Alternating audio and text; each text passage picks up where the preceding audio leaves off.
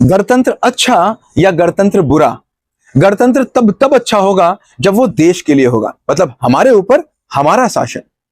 आपको गर्व होना चाहिए कि आप दुनिया के सबसे बड़े और सबसे सशक्त गणतंत्र हैं। लेकिन इसके ही उलट गणतंत्र बहुत बुरा है अगर वो मेरे ऊपर लागू है। मतलब गणतंत्र का मतलब होता है, गण मतलब जनता और तंत्र मतलब शासन। तो अगर मेरे ऊपर जनता का शासन हो जाए तो वो अच्छा होगा क्या? बिल्कुल बुरा। अब आप कहोगे क्या मेरे ऊपर किसी और का शासन चलता है? बिल्कुल चलता है। बताओ, मैं अपना मोबाइल आपने लिया किसको देखकर? किसी और को देखकर। कार किसको देखकर ली? किसी और को देखकर। घर किसको देखकर बनवाया? किसी और को देखकर। कपड़े किसको देखकर पहनते हो? किसी और को देखकर। इंटर में सब्जेक्ट सेलेक्ट किया था ना, किसको देखकर? किसी और को देखकर। बिजनेस कर रहे हो किसको देखकर? किसी और को देखकर। चाचा डॉक्टर थे, मामा डॉक्टर थे, तो मुझे डॉक्टर बनना है। अभी 2 दिन पहले नारे लगाए थे ना जय श्री राम के, किसको देखकर? दूसरों को देखकर। मुझे एक नारे लगाने वाला बताइएगा जो अपने घर में बैठकर अकेले में श्री राम की पूजा करते समय लगाए नारा जय श्री राम। कोई नहीं लगा था, क्योंकि सब लगा रहे थे इसलिए तुम लगा रहे थे। और अगर किसी एक ने लगाया अपने घर में तो फिर वही है जो इस गणतंत्र से मुक्त है, या कहेंगे असली गणतंत्रधारी है। अब ये हो क्यों रहा है? क्यों आप देखा-दुनी चलते हैं? आइए इस तह में चलते हैं। तो देखो, जब आप पैदा हुए तो आपके पास थे 5 सेंसेस। कौन से? आंख, नाक, मुंह मतलब टंग, स्किन और कान। और ये पांचों सेंसेस हमको क्या दिखाते हैं? बाहर की दुनिया दिखाते हैं। बाहर दुनिया में जो कुछ भी चल रहा है हमको कैसे पता चलता है? इन सेंसेस से। तो हमने किसको फॉलो करना शुरू कर दिया? बाहर की दुनिया को। किसको अच्छा महसूस करने कर दिया? बाहर को। कमी कहां ढूंढते हैं? बाहर ढूंढते हैं। अब कृष्ण कहते हैं 2 तरह के लोग हैं, एक अंतर्मुखी और एक बहिर्मुखी। बहिर्मुखी वो जो बाहर चीजों को ढूंढते हैं, बाहर चीजों को देखते हैं, और यही फॉलोअर होते हैं जो बाहर के लोगों की देखा-दुनी चलते हैं। और अंतर्मुखी जो अपने अंदर देखते हैं, जो अपने अंदर की स्किल्स को देखते हैं और अपने आप को फॉलो करते हैं, अपनी आत्मा को फॉलो करते हैं। तो ये 2 तरीके के लोग। अब अगर और तह में जाएं तो अगर ऐसा हुआ क्यों, तो इसकी जड़ जो है ना स्कूलों में छुपी हुई है। स्कूलों में आप नर्सरी में पहुंचे थे, वहां पर 40 बच्चे और एक टीचर। अब एक टीचर 40 बच्चों को कैसे कंट्रोल करे? तो उसको बांधना था। अच्छा, बांध किसको सकते हैं? शेर को कि भेड़ को? तो निश्चित रूप से भेड़ को बांध सकते हैं। तो हमको बनाया गया एक जैसा बांधने वाला। क्या? जो बताएं वो होमवर्क करो, जो बताएं वो क्लास वर्क करो, जब बताऊं तो खेलो, जब बताऊं तो उठो, जब बताऊं तो सुनो। धीमे धीमे हमारे मन में इतना बस गया।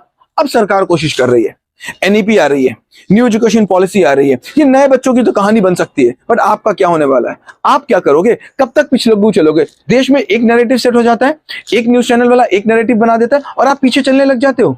अंधा विश्वास, विश्वास गलत नहीं है, किसी के पीछे जाना गलत नहीं है, बट अंधे रूप से चले जाना वो तभी होगा जब आपके ऊपर आपका शासन नहीं है, आपके ऊपर जनता का शासन है। आपको क्या लगता है आप आजाद हो?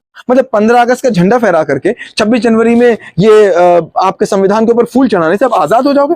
आज भी अंग्रेज आपको शासन कर रहे हैं। आज भी कोई है जो साबुन दिखा के साबुन बेच देना चाह रहा है। आज भी कोई है जो आप पे काबू कर लेना चाह रहा है। अंग्रेज क्या वो थे जो कोड़े मारते थे? नहीं। अंग्रेज का मतलब वो आदमी जो आपके ऊपर अपना कंट्रोल जमाए, आपके मन के ऊपर अपना शासन करे, और आपके ऊपर शासन है और लोगों का। अब इसको पहचानेंगे कैसे और आगे का फ्रेमवर्क क्या होना चाहिए? तो देखो, 2 चीजें होती हैं, एक है इच्छा, एक है आवश्यकता। फॉर्मूला नोट करिएगा। कैसे पता चले कि जो मुझे चीज चाहिए वो मैं किसी की देखा-दुनी कर रहा हूं या फिर वो मैं अपनी मर्जी से कर रहा हूं? ये पता कैसे चलेगा? तो देखिए, इच्छा क्या होती है? फॉर्मूला नोट करिए। इच्छा को जो भी प्राप्त है, जो भी प्राप्त है वही अपर्याप्त है। मतलब मोबाइल कौन सा चाहिए? जो मेरे पास नहीं है। कार कौन सी चाहिए? जो मेरे पास नहीं है। घर कौन सा चाहिए? जो मेरे पास नहीं है। कपड़े कौन से चाहिए? जो मेरे पास नहीं। ये सारी इच्छाएं हैं, ये सब बाहर से आती हैं। अगर इनको पूरा करेंगे तो आप गुलाम हैं।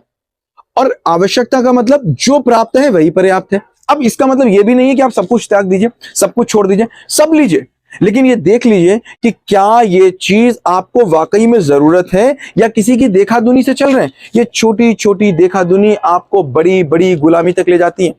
तो कृष्ण कहते हैं अगर लीडर बनना है तो अंदर देखो, और अगर फॉलोअर बनना है तो बाहर देखो। बाहर आपको मिलेगा निर्माण और अंदर आपको मिलेगा निर्वाण। तो हमारा जीवन है निर्माण से निर्वाण की यात्रा। अर्जुन को भी यही समस्या थी। अर्जुन में नहीं देख पा रहा था, तो कृष्ण ने उसको क्या दिया? दिव्य दृष्टि। ये दृष्टि है ना, ये केवल बाहर की चीजों को ही दिखाएगी, आपकी केवल इच्छाओं को पूरा कराएगी। और दिव्य दृष्टि आपको अंदर दिखाएगी, आपको अपनी स्किल दिखाएगी। तो करना क्या है? जब भी कोई भी चीज आपको चाहिए हो, जब भी कोई भी काम आपको करना हो, तो केवल इतना पूछ लीजिए कहीं ये गुलामी तो नहीं है, कहीं ये किसी और की देखा-दुनी तो नहीं है, कहीं कोई और मेरे ऊपर राज तो नहीं कर रहा है, कहीं कोई और मुझसे अपनी इच्छा पूरी तो नहीं करवा रहा है। एक बार अपने आप से पूछ लीजिए कि मैं क्यों ले रहा हूं। अगर उसकी आवश्यकता है तो फिर वो आपके लिए है। Thank you so much. और हाँ, हैप्पी रिपब्लिक डे। इस रिपब्लिक डे पे क्या बात ध्यान रखना कि आज के बाद कोई आपके इस माथे पर, इस मन पर राज ना कर पाए, वही होगा असली Republic. So happy Republic day.